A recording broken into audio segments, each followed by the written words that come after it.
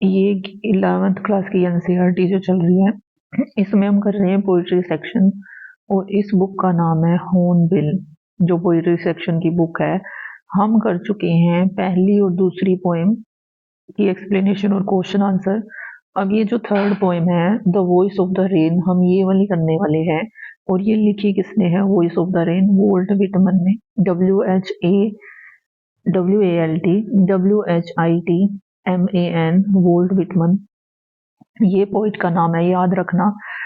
इस वीडियो में हम करेंगे, एक तो करेंगे इसका एक्सप्लेनेशन पोएम का, और इसके साथ हम स्टेंजा के एक दो क्वेश्चंस करेंगे, क्वेश्चन आंसर, और साथ में जो पोएटिक डिवाइस दिए गए हैं वो करेंगे। तो अब ये जो सारी पोएम है, ये किसके बारे में है, रेन के बारे में है, बारिश के बारे में है। और बारिश को इसने कैसे पर्सोनिफाई किया है, बोलता हुआ। तो अगर वॉइस ऑफ द रेन में पूछा जाए कि कौन सा फिगर ऑफ स्पीच है, तो पर्सोनिफिकेशन है, PERSONIFICATION। पर्सोनिफिकेशन मानवीकरण होता है जब हम नॉन लिविंग थिंग को कैसे दिखाते हैं, as a human being act करते हुए दिखाते हैं। तो वॉइस सिर्फ इंसानों की होती है, रेन की नहीं होती। इसीलिए यहाँ पे क्या है, पर्सोनिफिकेशन है। अब हम करते हैं इसका एक्सप्लेनेशन शुरू। देखो, and art and who are दो। अब ये कह रहा है दो, THOU, इसका मतलब होता है यू, यानी कि तुम। कि तुम कौन हो, तुम किसका आर्ट हो, ये पूछ रहा है। किसको पूछ रहा है, जो रेन है उसको। और पूछ कौन रहा है, poet. Said I to the soft drilling shower, तो यहाँ पे आई है पोइट। पोइट पूछ रहा है कि तुम कौन हो, किसका आर्ट हो। और पूछा किसको है, सॉफ्ट ड्रिलिंग शावर है, मतलब जो बारिश हो रही है, सॉफ्ट सॉफ्ट स्लो स्लो बारिश हो रही है, मतलब बौछार आ रही है, उसको ये पूछ रहा है। Which strain to tell give me an answer. कह रहा है कि ये बात स्ट्रेंज है, टू टेल, बताने के लिए। क्या बताने के लिए स्ट्रेंज है, कि इस शावर ने, रेन ने मुझे क्या दिया है, आंसर दिया है। जब मैंने उससे पूछा ना कि तुम कौन हो, तो ये इसने आंसर दे दिया। किसने दे दिया, रेन ने दे दिया। इसीलिए ये बात क्या है, स्ट्रेंज है। स्ट्रेंज क्या है, आंसर देना स्ट्रेंज है, ठीक है। एज हेयर, और यहाँ पे जो सॉफ्ट फॉलिंग शावर है ना, यहाँ पे क्या यूज हुआ है, इमेजरी का यूज हुआ है। कि अगर मैं से बोलूं कि हल्की हल्की बौछार हो रही थी, तो तुम इमेजिन कर सकते हो कि कैसी बौछार हो रही थी। ट्रांसलेटेड, अब कह रहे हैं एज हेयर ट्रांसलेटेड। अब ट्रांसलेट किया गया है क्या, जो वॉइस का आवाज है वो, मतलब जो वॉइस ने उत्तर दिया है वो।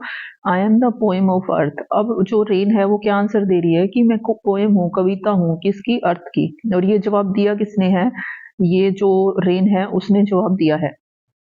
और the voice of the rain, इसके अंदर अगर पूछा जाए कौन सा फिगर ऑफ स्पीच है, तो पर्सोनिफिकेशन है, PERSONIFICATION, personification. What question does the poet ask the rain, कौन सा क्वेश्चन ये पूछ रहा है रेन से। तो कि तुम कौन हो, हु आर यू। इसको अपना क्या देने के लिए कह रहा है, इंट्रोडक्शन। या क्या बताने के लिए कह रहा है, आइडेंटिटी, IDENTITY, इंट्रोडक्शन, आइडेंटिटी देने के लिए कह रहा है। कौन कह रहा है, पोइट कह रहा है। किसको कह रहा है, रेन को कह रहा है। What does the expression soft falling shower suggest, इसका क्या मतलब है। तो इसका मतलब है कि जो रेन है ना, उसका जो इफेक्ट कैसा है, वो सूदिंग है। हल्की हल्की क्या हो रही है, बारिश हो रही है, और कैसा इफेक्ट दे रही है, सूदिंग इफेक्ट दे रही है। यहाँ पे लास्ट लाइन के अंदर कौन सा फिगर ऑफ स्पीच यूज किया गया है, अभी तुम्हें बताया था। ये है इसके अंदर पर्सोनिफिकेशन। अब है eternal I rise impalpable out of the land and bottomless sea. Eternal का मतलब होता है अनंत, जो कभी खत्म नहीं होता वो। और इम्पेलेबल का मतलब होता है, ये वोकेबलरी का वर्ड है जिसको हम टच नहीं कर सकते वो। कह रहा है कि मैं राइज होती हूँ कहाँ से, लैंड से, और जो बॉटमलेस सी है वहां से। मतलब बॉटमलेस सी मतलब जिसका कोई भी तल नहीं है, वो सी, वहां से मैं पैदा होती हूँ। और कहाँ जाती हूँ, upward to the heaven, heaven में जाती हूँ, मतलब आकाश में जाती हूँ। whence vaguely formed all together changed and yet the same। और वहां ऊपर जाते जाते मैं क्या हो रही हूँ, वेगुली का मतलब होता है अनिश्चित रूप से, ठीक है। तो क्या हो रही हूँ, चेंज हो रही हूँ, पर फिर भी मैं क्या हूँ, मैं सेम हूँ। कि मैं क्या है, पानी बन के कहाँ जा रही हूँ, ऊपर जा रही हूँ, और फिर वापस पानी बन के खा रही हूँ, नीचे जा रही हूँ। और ये साइकिल चलता रहता है ना, बारिश और पानी वाला। तो वो ये यहाँ पे कह रहा है ये, I descend to lave the droughts atomic dust layers of the globe. कह रहा है कि मैं डिसेंड करती हूँ। डिसेंड का मतलब होता है नीचे आना, नीचे आती हूँ। टू लेव, लेव का मतलब होता है नहलाने के लिए, शावर देने के लिए। किसको?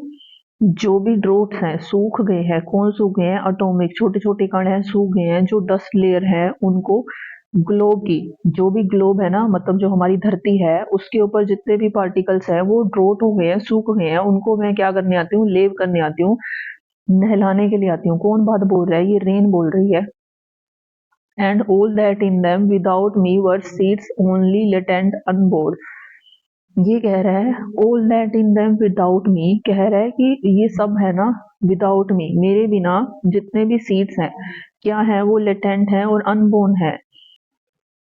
लेटेंट का मतलब होता है छिपे हुए होना, कि जितने भी सीड्स हैं वो छिपे हुए हैं, अनबोर्न है, मतलब मेरे बिना लाइफ संभव नहीं है। यहाँ पे ये इसका ये भाव है कहने का कि बारिश होगी तभी ये जो सारे सीड्स हैं वो क्या है? फूटेंगे, अदरवाइज ये क्या रहेंगे? छिपे हुए रहेंगे। अब क्वेश्चन है, from where does the rain originate, कहाँ से ओरिजिन हो रहा है रेन का? तो यहाँ ये कह रहा है कि जो वेपर्स है ना, VAPOUR, जो भाप्स हैं, और ये क्या है? एक अनदर साइकिल क्या करती हैं? पैदा करती हैं। भाप क्या बनती है? ऊपर जाके रेन के छोटे छोटे पार्टिकल्स बनते हैं और वो नीचे आते हैं, और नीचे से जो वेपर है वो ऊपर जाएगी, मतलब ये साइकिल चलता रहता है। तो वो है ये। अब what poetic device does the poet use here, कौन सा पोएटिक डिवाइस यूज हुआ है? तो यहाँ पे यूज किया है इसने पर्सोनिफिकेशन यूज किया है। ठीक है, मतलब मूवमेंट करते हुए दिखाया है इसको। इसके अलावा इसके अंदर ये जो बॉटमलेस सी है ना, ये वर्ड इसमें यूज किया गया है हाइपरबोल, HYPERBOLE, और इसका मतलब होता है अतिशयोक्ति अलंकार, जब बात को हम बढ़ा चढ़ा के बोलते हैं वो। How does the rain help the seed, जो रेन है वो सीड की हेल्प कैसे करती है? तो वो क्या करती है? उनको, सीड को हेल्प करती है टू ग्रो, ग्रो करने के लिए हेल्प करती है। जब भी वो लेटेंट सीड होते हैं उनको हेल्प करेगी ग्रो करने में, उनको पानी देके। तो ये था सारा कि रेन ने बताया कि मैं कैसे पैदा होती हूँ, ऊपर जाती हूँ, और कैसे क्या है लाइफ देती हूँ दूसरों को। और दूसरों को लाइफ देने का काम किसका है? ये जो इंसानों का। हम हैं, and for ever by day and night I give back life to my own origin. कह रहा है कि फॉर एवर, हमेशा, दिन और रात, कह रहा है कि मैं अपने ही ओरिजन को क्या करती हूँ? लाइफ देती हूँ। ठीक है, ओरिजन को कैसे इसने लाइफ दी है? मान लो बारिश है, नीचे हुई है, और वो भाप बन के वापिस से ऊपर चला गया है, तो वो क्या बन गया है? अपने ओरिजन को इसने बोर्न कर दिया है। अगर इसका ओरिजन एक्चुअल में है क्या? वेपर है, वो जो भाप है वो बन के ऊपर गई है और वो नीचे आई है क्या बन के? रेन बन के। तो खुद के ओरिजन को इसने क्या कर दिया है? लाइफ दिया है। And make pure and beautiful it, और इसको क्या बना दिया है? प्योर बना दिया, पवित्र बना दिया, और ब्यूटीफुल बना दिया अपने ही ओरिजिन को। For song issuing from its birth place, जो सॉन्ग इशू हो रहे हैं, पैदा हो रहे हैं इसके बर्थ प्लेस से, आफ्टर फुलफिलमेंट, वंडरिंग, फुलफिलमेंट के बाद, तो वो वंडर हो रहे हैं। वंडर मतलब घूम रहे हैं, जिनका रैक्ड और अनरैक्ड है, जिसका किसी पे ध्यान ही नहीं जा रहा। Duly with love returns, duly होता है प्रॉपरली, राइटली, और जो लव है वो वापिस आ जाता है, रिटर्न आ जाता है अपनी ही जगह पे। तो मतलब ये अपनी ही बात कर रही है कि क्या वापिस आ जाता है? अपनी ही जगह पे ये वापिस आ जाती है। जैसे भाप बन के क्या गई? ऊपर गई बारिश पे, और यही वापिस आ गई। तो ये रैक्ड एंड रैक्ड है, इसका किसी पे ध्यान ही नहीं जाता इस चीज पे। तो ये सारा इसमें बताया गया है। अब ये जो लाइन है ना, I give back life to my own region, इसके अंदर ना पैराडॉक्स है, PARADOX, paradox figure of speech है। इसके अंदर है जो कॉन्ट्राडिक्टरी स्टेटमेंट है, जो क्या करती है? ट्रूथ होल्ड करके रखती है। तो इसके अंदर पैराडॉक्स है। How does it give back life to its own region, कैसे देती है अपने ओरिजन को लाइफ? वेपर में आती है नीचे, वेपर में बदल जाएगी और वापस पानी में जाएगी ऊपर, और क्या बन जाएगी? बारिश बन जाएगी, और वो नीचे आएगी। ऐसे क्या है? इसका ओरिजन हो जाएगा।